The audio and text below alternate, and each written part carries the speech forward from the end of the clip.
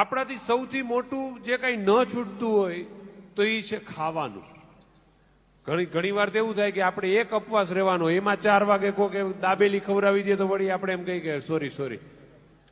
કારણ કે એક વાતે આપણે ખાવાનું, કારણ કે આપણે એક તો છીએ ગુજરાતથી, કે શિયાળામાં ઠંડી જામે, બુસ્કોટ ઉપર બંડી જામે, 6 ડિગ્રી ઠંડી સામે નાકની અંદર ગુલ્ફી જામે. કે શિયાળાની ઠંડીમાં પણ ખાવા અમારે ગોલો જોઈએ, 200 ગ્રામ ગાંઠિયામાં 250 સંભારો જોઈએ, લાલ જોઈએ, લીલા જોઈએ, મરચા અમારે તીખા જોઈએ, પીઝા હોય કે પકોડા, છાશ અમારે પીવા જોઈએ. એટલે કેટલી વસ્તુ આપણને, કોઈ ખાલી ચા નું નામ લે એટલે એમ કહે ચા ને ના નો પડાય.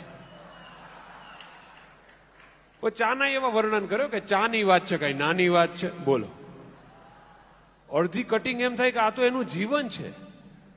કે તપેલીમાં ઉછળતી, કડકપતિ ઉકળતી, પ્યાલીમાં પડતી ચડતી, નસ ને કે પેટમાં, ડાયરેક્ટ હાર્ટમાં, ત્યાંથી બધા પાર્ટમાં પહોંચતી ધસમસતી ચા જે આવી છે બધાને ફાવી છે. અડધી કટિંગમાં તો અમને ફૂલ મોજ આવી છે. બોલો,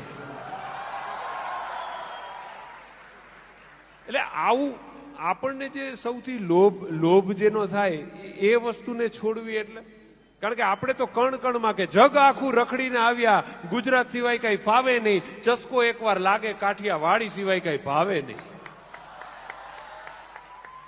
કે છાસ અમને વાલી વહાલા ગટગટાવી જવાના, આ એમએલ તમારા ઓછા પડે લીટર માપી જવાના.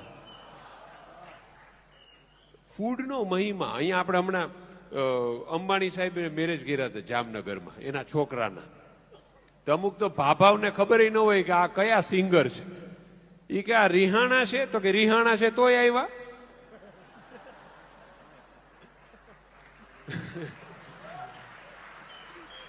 કેવો માહોલ સર્જાણો છે વિચાર કરો. માર્ક ઝુકરબર્ગ છે, એ છે ને ઓલું ગરમ મરચાનું ભજ્યું લેવા લાઈનમાં ઉભો હોય કે અમારે ત્યાં અહીંયા જેવો સ્વાદ નથી, પણ એને માટે દાજિયા તેલમાં તળવું પડે. આને ઓલિવ ઓઇલમાં ન થાય.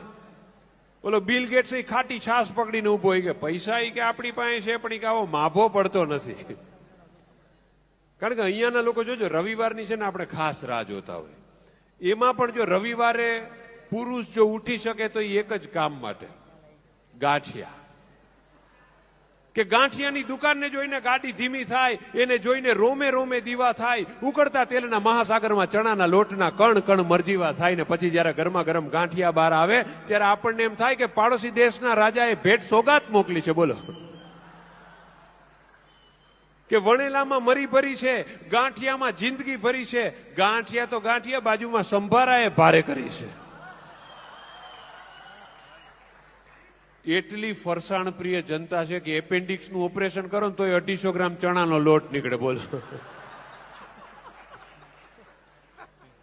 એટલે અહીંયા કહેવાનું તાત્પર્ય એ છે કે જે આપણી એક નબળી કડી કહેવાય, કારણ કે આપણને ફૂડી માણસ ગણાવીએ કે ભાઈ આપણને ફૂડ ભાવે અને એમાં ના પણ નથી, ત્યારે આટલા 100 માસ ક્ષમણ જે કરવા, એ દિવ્યતા માટે એકવાર મિત્રો જોરદાર તાળીઓ થઈ જાય.